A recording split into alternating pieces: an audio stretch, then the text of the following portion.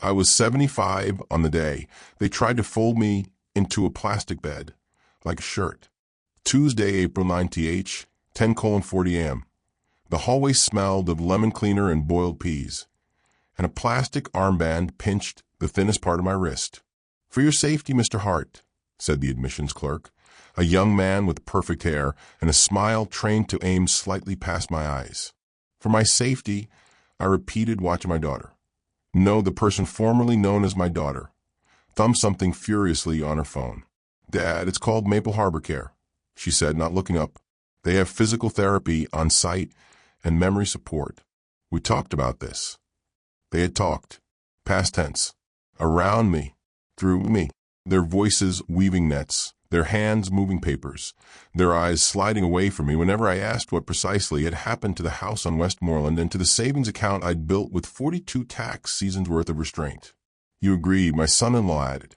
Eric was wearing a blazer a shade too tight for his ambition. His cologne arrived 5 steps before he did. "We all agreed. After the fall, on March 30th? The burner on April 2nd? Come on." I remembered the fall. My shoe catching the lip of the rug, the sharp edge of the coffee table greeting my ribs. I remembered the burner, my hand hovering over the warm coil, the tea forgotten. I also remembered that accidents were not legal diagnoses, and that my memory was not the problem. The problem had faces and shared a bank account. "Mr. Hart," the clerk prompted, holding out a pen on a chain. The form was an ocean of small print. Power of attorney. Temporary conservatorship petition to be finalized. Rates: $6,850 per month semi-private. $9,600 private. My daughter touched my elbow. "Dad, it's already handled. For your safety." I looked at the pen. Then I looked at the name printed at the very top of the intake packet. Maple Harbor Care, LLC. And beneath that in small gray type, the management company. Miliora Senior Living Partners. A pinprick of cold ran along my spine. The way cold runs when memory finds a door it hasn't opened in years. Miliora. Latin for better. The word lived in 2 places in my life. In a mission statement I wrote at my kitchen table in 1981, and in the stamp steel sign I bolted to a cinder block wall when I was 32 and proud. I didn't sign. I smiled. "Where's the coffee in this place?" I asked, my voice steady. "If I'm to be incarcerated, I'd like a styrofoam cup of institutional coffee." "Dad," my daughter began. I patted her hand. "For my safety," I said, and the sarcasm tasted like aspirin. Chalky necessary. They assigned me to room 214B, which was to say half of a rectangle with a curtain and a view of a roof. My roommate was a former math teacher named Harold who slept with his mouth open and one sock on. Lunch arrived at 12:10 sharp. Meatloaf the color of a Midwestern highway, 2 spoonfuls of red gelatin, green beans boiled into respectful obedience. I took note because that's what honest men who have been lied to do. I took note of the brand of the microwave in the shared kitchenette, DeWoo, the stain on the ceiling tile over the nurse's station, the name on the purple binder behind the reception desk. Vendors. Maple Harbor Care, operated by Miliora SL Partners, under lease from. The sentence cut off by a paperclip. Under lease from whom? At 2:15 p.m. While Harold snored in slow/fast/slow cycles and the hall TV blared Family Feud, I shuffled to the library. It smelled like carpet glue and expired magazines. The computer had a keyboard polished by hands much less steady than mine. I typed in the same thing I typed when I was 32 and proud in a different library. The State Business Registry. Miliora. When you name a company after a word that means better, you have to spend your life catching up to it. I had built Miliora Civic Holdings as a scrappy little development firm in 1981, when my daughter was still hanging chalk rainbows on the sidewalk. We bought bad buildings and made them honest. We put roofs back where roofs belonged. In 1997, I took on 2 partners and restructured. In 2004, after my wife died, I sold my controlling stake for peace and sleep. But companies molt, names molt slower. The registry loaded like molasses. The Wi-Fi strained through old plaster and thicker indifference. Meliora Senior Living Partners, LLC. Managers. A clutch of venture names that meant nothing except fees. I clicked filings. Under leases, I saw it. Maple Harbor Care. 3118 North Ashland. Entity owner. Ashland Senior Property Trust 2. And beneath that, in a dull serif font that no one but me would notice. Parent entity. Meliora Civic Holdings. It wasn't proof, not yet, but it was a thread of the old sweater. I took a breath and tasted dust, lemon cleaner, and something else. Paint? No old paint. The memory of paint. I wrote down names as if they were passwords, and I had an hour to live. Ashland Senior Property Trust 2. Meliora Civic Holdings. Registered agent. Griggs and Tally, LLP. I also wrote down how much money my captors had already moved this year, because I had seen the transfers listed on my bank statements the morning before they drove me here. $18,740 in care consultation fees, $6,500 in transition services, and most gallingly, a $72,400 cashier's check labeled Maple Harbor. Initial deposit. My account. Facility tour at 3 p.m., chirped an activities coordinator who called everyone love. Not today, I said. I'm working. The story of how a young man becomes old is written in receipts. Here are mine. February 14, 1981. A lease for a hole-in-the-wall office on East Burnside for $180 per month, signed by Hart and Klein Development. A royal typewriter.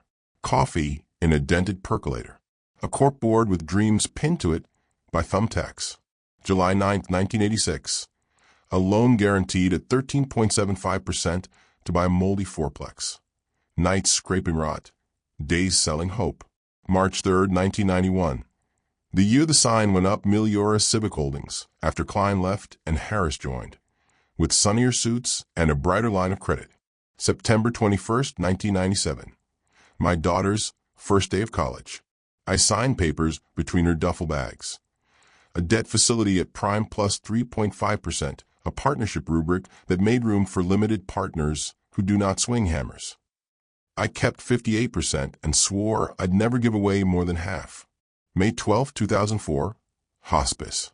After when the house was quiet and the casseroles were cold and my bed was a raft I kept drifting off of, I sold 29% to Harris and his new friends in exchange for sleep. A year later, I stepped back. On paper, I held 19%.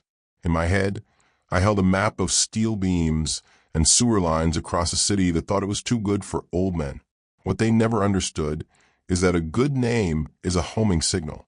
It calls you back when other people have forgotten what it means, which is how an old man, wearing a plastic wristband and a weak smile, remembered that Ashland Senior Property Trust 2 was a shelf entity we birthed in 2001 for a tax-neutral 1031 exchange. A mothballed thing that, by all rights, should have been rolled into something else or left in a drawer. Instead, someone had dusted it off to own the dirt under the place where I was parked for my safety. I wasn't trying to be a hero.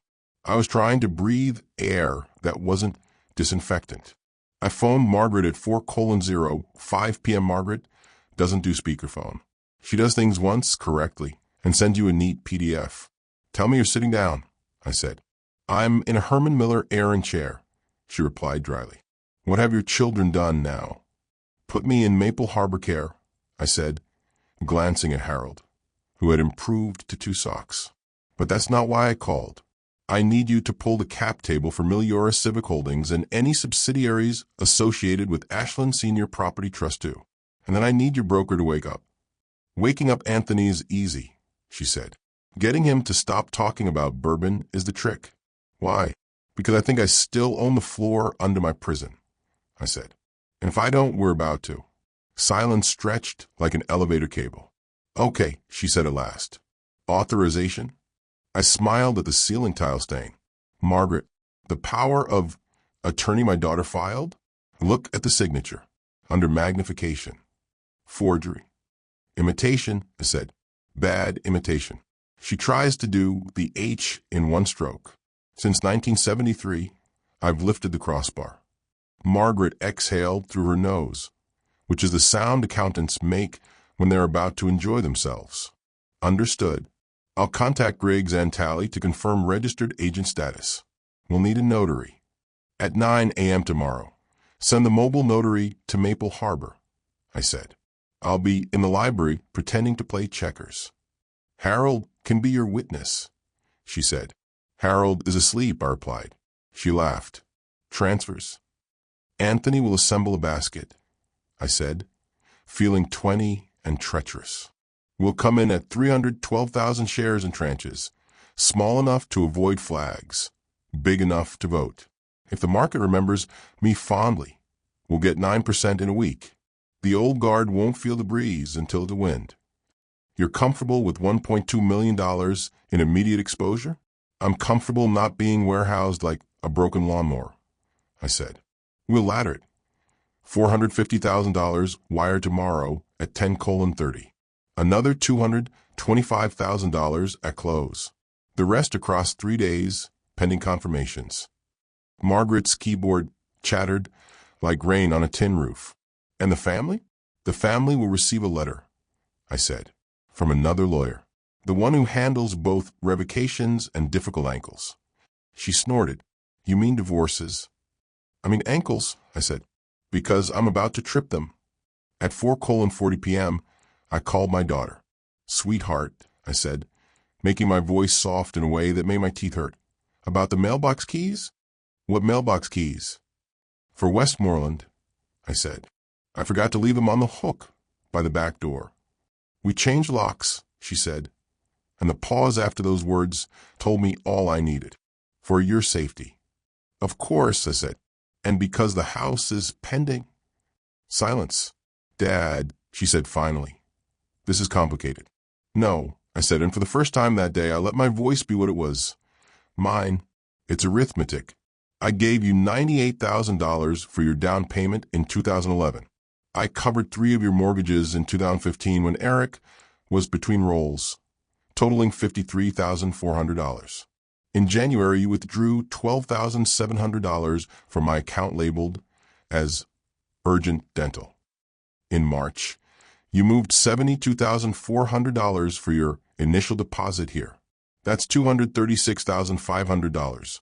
Before we count the inheritance advance you asked for in 2019, $50,000 even. So let's call it $286,500. You kept track? I keep track of screws and beams, I said. Why would I not keep track of my bones? She hung up. She always used to say I was too sentimental. The truth is less pretty. I remember numbers like other men remember birthdays. Wednesday, 9:00 a.m., a knock at the library door. Mobile notary for Mr. Hart? The activities coordinator looked confused. I signed a revocation of any and all powers of attorney. A fresh directive naming Margaret as financial agent. A letter to my bank rescinding the view-only privilege for my daughter's login. The notary stamped the papers with a satisfying thud. Anthony's voice came through my ancient flip phone like a baseball game on AM radio. We got you 6.2% by noon, he said.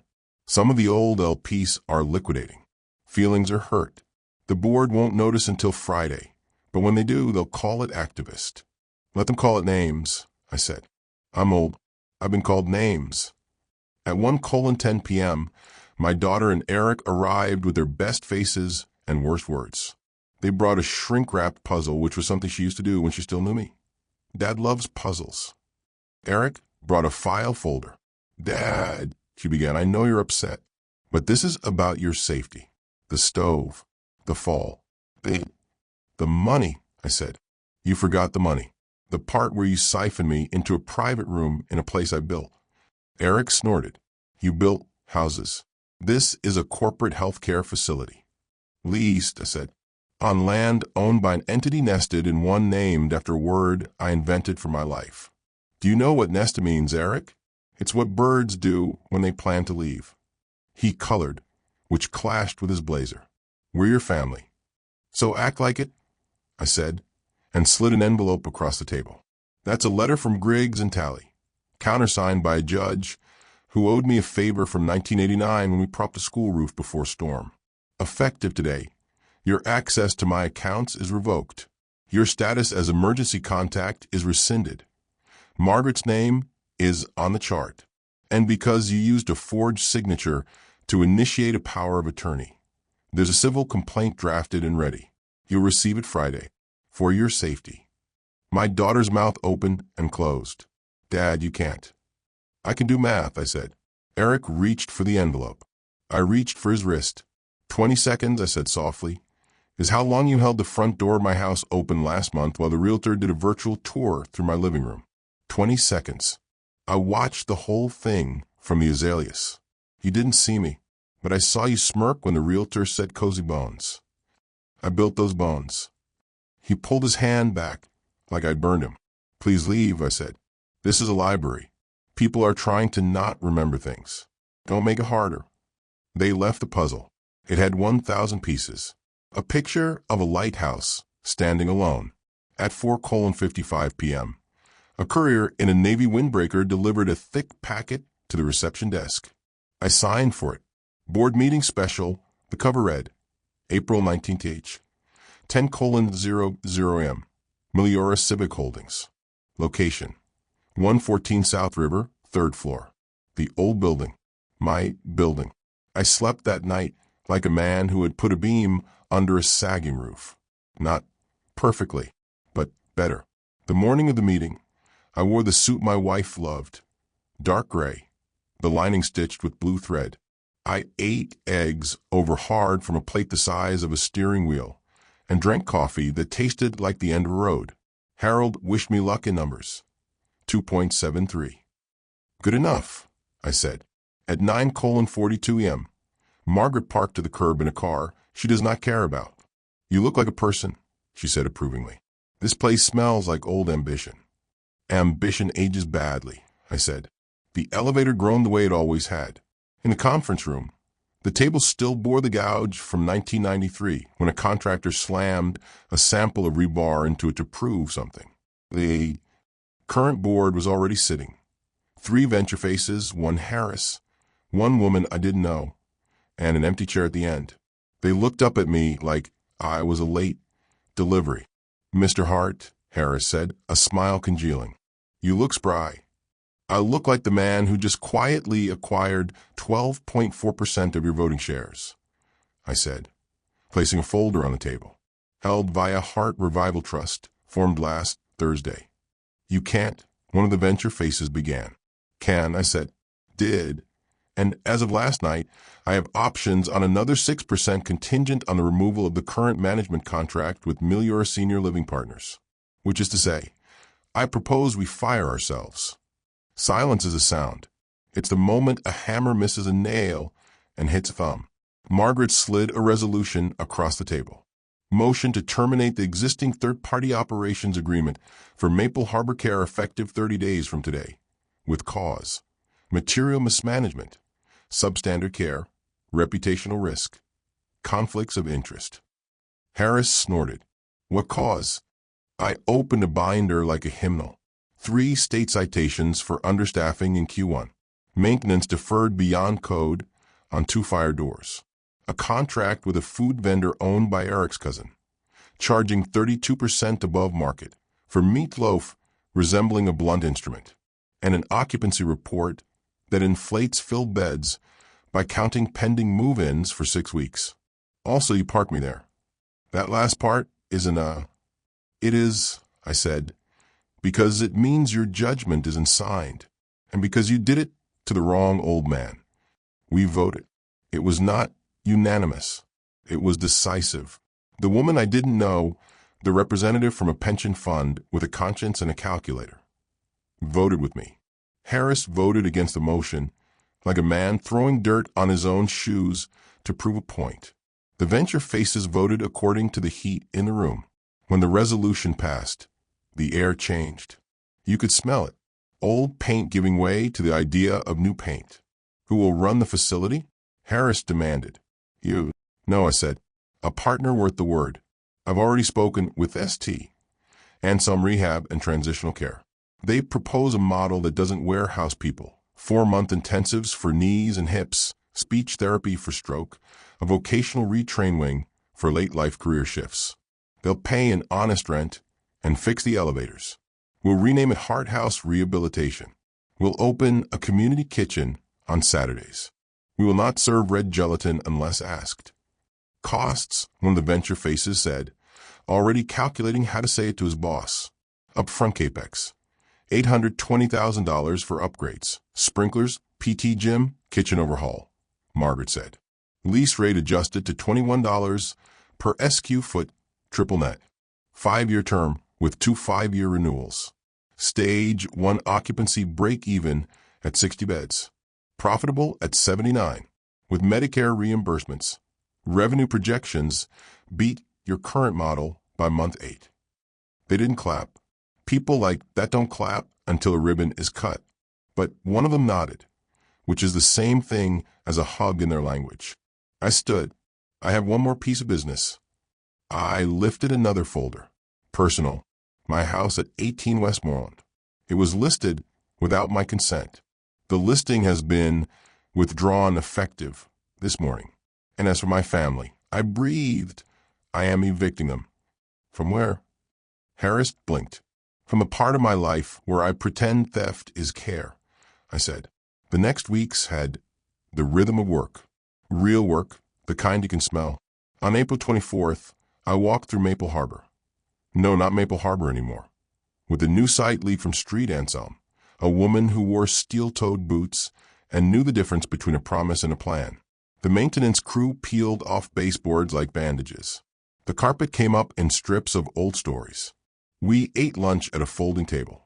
Turkey sandwiches, mustard, an apple sliced cleanly with a contractor's knife. I made a note to order decent coffee machines. Harold, transferred to a partner facility that would actually strengthen his legs, sent me a postcard with numbers on it. 1357. Oddly good, he wrote. On April 28th, the sign came down. Miliora Senior Living Partners. Thin letters, glossy and false, clattered onto the concrete. We sanded the bolt holes, spackled them, painted them the color of a blank page. 3 days later, the new sign went up in blue with a Hart donors would call tasteful. Hart House Rehabilitation and Transitional Care. Staffing changed like the tide. Some stayed, and we gave them raises. Some left and took their apathy with them. The kitchen started making food that tasted like nouns. Chicken that was chicken, potatoes that were potatoes. We added a chalkboard. Wednesday lemon cod, orzo green beans with pepper. We kept the red gelatin as a joke and a choice. People chose pie. I wrote checks like a man watering a garden. $58,300 to a local PT equipment supplier. $120,000 to a contractor I trusted because he showed up with coffee at 6 a.m. $31,400 to the plumber who found the pipe no one else could hear and kissed it back to obedience. The biggest check was $450,000 to the equipment lease package that put parallel bars in a room that faced a window on purpose. My daughter texted 3 times and emailed twice. We need to talk. We were only trying to help. Eric's lost. We're desperate. Dad. I replied once. So was I. Then I turned off notifications and turned on a radio in an empty hall and listened to a ball game the way I did in 1981, with a sandwich and a stubborn belief that buildings can be good. The second public incident, if you count the board meeting as the first, was small and perfect and tasted like justice. It was May 3rd at 9:15 a.m., a Tuesday, pretending to be spring. My daughter and Eric came to my house with 3 boxes and a story. I was sitting on the porch, drinking coffee that had the right amount of bitterness. Dad, she said, standing on the walk like she wasn't sure the concrete would hold. We need to get our things. You took your things, I said. When you took my money. Please, she said, and that word had a ghost of the old weight. Sorry. We were scared. Eric was out of work. I was stretched thin. We thought if we could just own me, I said gently. Own the days between breakfast and bed. Own the way the light falls on my chair. Own my mailbox and my burner and my fall as proof that I am not to be believed. You thought you could own me because you were afraid. I don't let fear be a landlord. Eric lifted his chin. We had a right. You had a choice, I said. Today, you also have a notice. I handed him 2 envelopes. They weren't heavy. They were exact. The first was a civil complaint, with words he would need to Google pronounced slowly for him by a judge someday. Forgery, conversion, constructive fraud. The second was an eviction notice for the office space Eric was borrowing at a strip mall I still owned the air above. 30 days to vacate. For his safety. Dad, my daughter cried, a sound like glass. You have 30 days, I said, and felt very old and very, very young. And then, I will do what you did to me. I will change the locks. We'll fight, Eric said, chest out, words brittle. You'll lose, I said, not unkindly. And even if you win a point or two in a game you don't understand, you will have lost me. They left the boxes. They left the lawn the way people leave a church. Careful, a little ashamed. I sat until the coffee was gone. Then I drove to Hart House and watched a man my age learn to stand again between bars we had bolted to the floor with conviction. On May 19th, we held a little ceremony, not a ribbon cutting so much as a ribbon nodding. Day gathering of the kind of people who don't get invited to things. We served lemon bars and coffee that made the room smell like a chance. A woman named Ruth, who had broken her hip in January, took 3 steps unaided for the first time. The room went quiet the way rooms go quiet when something holy is happening in a secular building. Later, after the speeches were done and the paper cups were in the bins and the sign out front had caught the late sun like a penny at the bottom of the fountain, I walked the halls alone. The paint was new. The bones were old and good. My hand trailed the rail.